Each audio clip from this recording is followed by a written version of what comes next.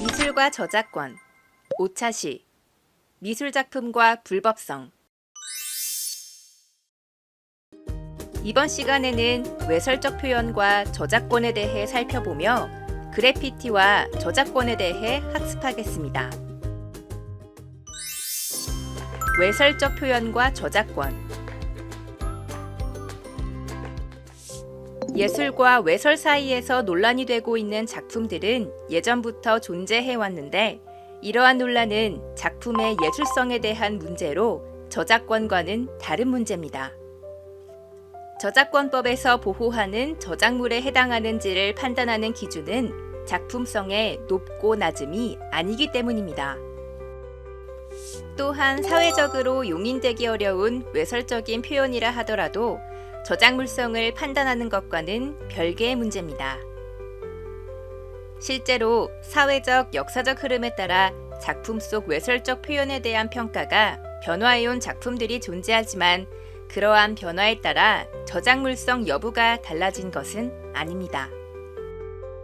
다시 말해, 예술이냐 외설이냐는 저작권법상의 보호 여부를 판단하는 데에 있어 중요하지 않다는 것입니다. 이미 판례에서도 표현된 내용의 도덕성이나 위법성은 문제되지 않고 인간의 사성 또는 감정을 표현한 창작물에 해당한다면 저작권법에 의해 보호받을 수 있다고 판시한 바 있습니다. 저작권은 특정 사상이나 이념을 보호하기 위한 권리가 아니기 때문에 윤리성이나 작품성, 위법성과 같은 부분은 따지지 않는 것입니다. 그렇다고 해서 공서 양속에 반하는 부도덕한 행위 자체를 보호한다는 것이 아니라, 음란물의 제작, 유통과 같이 사회적 제재가 필요한 행위들에 대해서는 이미 형법이나 정보통신망 이용 촉진 및 정보보호 등에 관한 법률 등을 통한 제재 수단이 존재하기 때문에 저작권법으로 음란물의 저작물성까지 부정할 필요는 없다고 보는 것입니다. 그래피티와 저작권. 앞서 살펴본 바와 같이 창작물에 담긴 내용은 저작권에 영향을 미치지 않는데, 창작 행위가 불법성을 띠는 그래피티도 생각해 볼 수 있습니다. 그래피티의 기원은 고대 벽화나 낙서에서부터 찾기도 하지만, 일반적으로 우리가 떠올리는 그래피티는 1960년대 미국의 필라델피아에서 시작된 것으로 알려져 있습니다. 한때는 반사회적 행동으로 나타난 하위 문화로 치부되기도 하였지만, 낙서와 예술의 경계가 허물어지며 이제는 문화예술의 한 장르로 받아들여지고 있습니다. 전시회 등을 통해 쉽게 접할 수 있는 장 미셸 바스키아나 키스에링부터 최근 아트 테러리스트 혹은 얼굴 없는 예술가로 잘 알려진 뱅크시를 생각해보면 그래피티가 예술계에 미치는 영향력을 알 수 있습니다.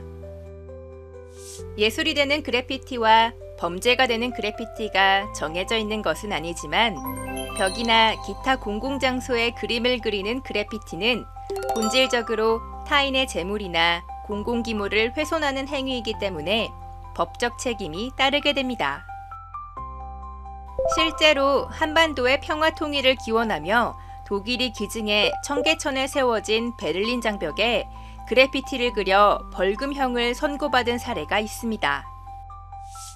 당시 그래피티 아티스트는 대한민국의 미래와 평화를 상징하는 철학을 담아 메시지를 표현했으며, 남북이 좁혀지지 않는 상황에서 아티스트로서 이상을 염원하는 마음을 소리내어 보고 싶었다며 이유를 밝히기도 했으나, 공용 물건을 손상한 죄로 형사처벌을 피하지는 못했습니다.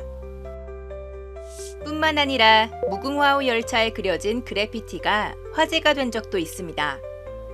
한밤중 몰래 그리고 사라진 아티스트는 코레일 측이 경찰에 수사를 의뢰하면서 결국 벌금형이 내려진 것으로 알려졌습니다. 이러한 법적 책임이 따름에도 불구하고 그래피티에 대해 저작권을 주장할 수 있을까요?